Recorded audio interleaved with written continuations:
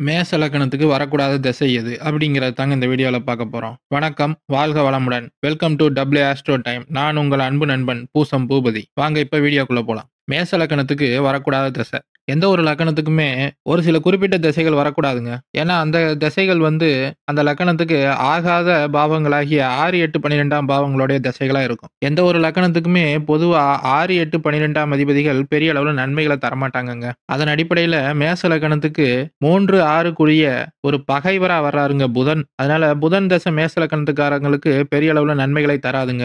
ஏன்னு பாத்தீங்கன்னா, மேஷத்துடைய அதிபதியான செவ்வாய்க்கும் மிதுனம் கன்னி கூடிய அதிபதியான புதனுக்கும் ஜென்ம பகை. இருவரும் ஒருவருக்கொருவர் எதிரிகள்.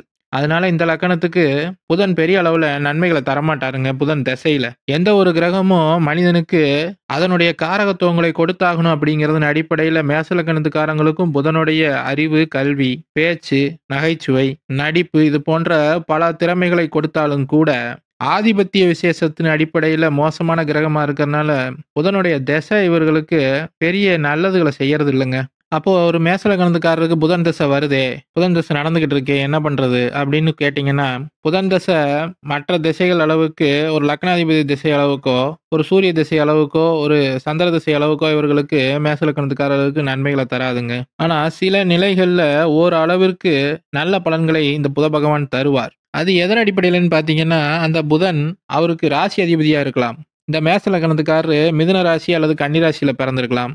அல்லது அந்த புதனை குரு, சுக்கிரன் போன்ற சுபர்கள் பார்க்கலாம் அல்லது இணைந்திருக்கலாம். அப்படி குரு நல்ல கிரகங்களுடைய தொடர்பு பெறும்போது அந்த புதன் தசை ஓரளவுக்கு நன்மைகளை செய்யுங்க. அதே மாதிரி 6ஆம் வீட்டு அதிபதியான அந்த புதன் பகவான் 6க்கு 12ஆம் வீட்டில் மறைந்து, அதாவது 5ஆம் ஸ்தானத்துல மறைஞ்சிருக்கும் போது ஓரளவுக்கு நன்மைகளை செய்வாருங்க. புதன் ஒரு சுப கிரகம் அப்படிங்கிறதன் அடிப்படையில, சிம்மம் அவருக்கு அதிநட்பு வீடு அப்படிங்கிறதன் அடிப்படையில 5ஆம் பாவகமான சிம்மத்துல புதன் மறையறதுங்கிறது, தன் வீட்டுக்கு 12ல மறையறதுங்கிறது ஒரு நல்ல விஷயங்க. ஒரு சுபர் ஒரு திரிகோண பாவகமாகி 5ல் இருக்கிறார் அப்படிங்கிறதன் அடிப்படையில அவர் ஒரு சில நன்மைகளை இந்த இடத்தில் செய்தே ஆக வேண்டும். அப்படின்றதன் அடிப்படையில ஒரு சில நன்மைகளை கொஞ்சம் கஷ்டப்பட்டுக்கிட்டு முக்கி முணங்கிக்கிட்டு செய்வாருங்க புதன். மற்றபடி உங்களுக்கு இந்த மேச லக்னத்துக்காரங்களுக்கு நல்லது செய்யணும் அப்படின்னு நினைக்கக்கூடிய ஒரு கிரகம் இல்லை புதன். புதன் வலுத்திருக்கு, மிதுனத்துல இருக்கு, கன்னியில இருக்கு, சுப கிரகங்களோட சேர்ந்திருக்கு அப்படின்னா புதனுடைய காரகத்துவங்களாகிய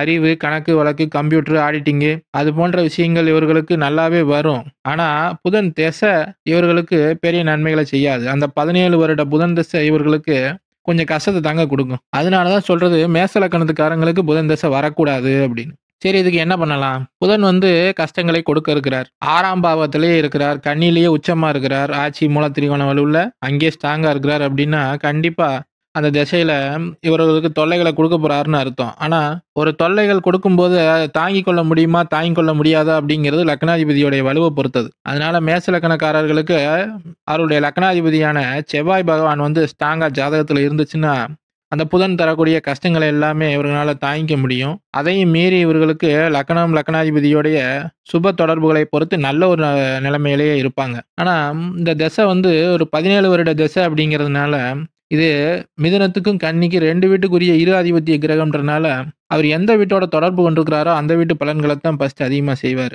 அதன் மூலம் 3ஆம் பாவத்தோட தொடர்பு கொண்டிருந்தாருன்னா 3ஆம் பாவ விஷயங்களாகிய முயற்சி ஸ்தானம், இளைய சகோதரர் அவர்கள் மூலமா ஒரு நல்ல விஷயங்களை செஞ்சுக்கிட்டு இருப்பாரு. 6ஆம் பாவ பலன்களை கொஞ்சம் தான் செய்வார். ஒரு 25%, ஒரு 30% தான் 6ஆம் பாவ பலன்களை செய்வார். இந்த லக்னாதிபதி செவ்வாய் வலுவா இருக்கின்ற பட்சத்துல எதையுமே தாங்கி மேல வரக்கூடிய தன்மை அவங்களுக்கு இருக்கும். அதன் மூலமாக செவ்வாய் மேசத்திலேயே இருக்கிறது, ஆட்சி மூல திரிகோண வலுவோட, அப்படி இல்லைன்னா விருச்சகத்துல ஆட்சி வலுவோட இருக்கிறது, அப்படி இல்லைன்னா சுபர் வீட்டுல குருவோடைய வீட்லயோ இல்ல அவர்களுடைய அதிநட்பு வீடான சிம்மத்திலேயோ இருக்கிறது அவருக்கு ரொம்ப பெரிய வலுவை கொடுக்கும். உச்ச வலுவோட மகரத்துல இருந்தாலும் அது ஒரு மிகப்பெரிய யோகம். அங்க திக்பலத்தையும் சேர்த்து பெறுறார். 10ஆம் பாவத்துல இருக்கிறதுனால திக்பலத்தையும் சேர்த்து பெறக்கூடிய அந்த செவ்வாய் பகவான் இந்த புதன் தரக்கூடிய எல்லா கஷ்டங்களையும் தாங்கி ஜெயிச்சு மேல வரக்கூடிய ஒரு சக்தியிலேயே இருப்பார். அதனால மேச லக்னத்துக்காரங்களுக்கு புதன் தசை வந்துருச்சு அப்படின்னு பயப்பட தேவையில்லை. அவர் எந்த இடத்துல இருக்கிறாரு, யாரோட சேர்ந்திருக்கிறாரு, லக்னாதிபதியோட வலு எப்படி இருக்கு, அவர் என்ன ராசி அப்படிங்கிறதன் அடிப்படையில அந்த புதன் சில நிலைகள்ல கட்டுப்பட்டு நன்மைகளை செய்தாக வேண்டிய ஒரு கட்டாயத்துக்கு வந்துருவார். சரிங்க. இன்னைக்கு மேச லக்னத்துக்கு வரக்கூடாத திசை என்ன? அப்படியே அந்த திசை வந்துட்டாலும் என்னென்ன இடத்துல இருந்துச்சுன்னா விதிவிலக்கு.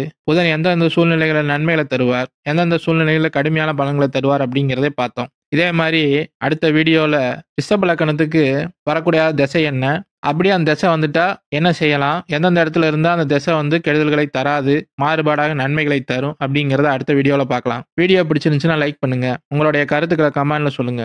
மேலும் இது போன்ற வீடியோக்களுக்கு நம்ம சேனலை சப்ஸ்கிரைப் பண்ணிக்கோங்க. நன்றி, வணக்கம்.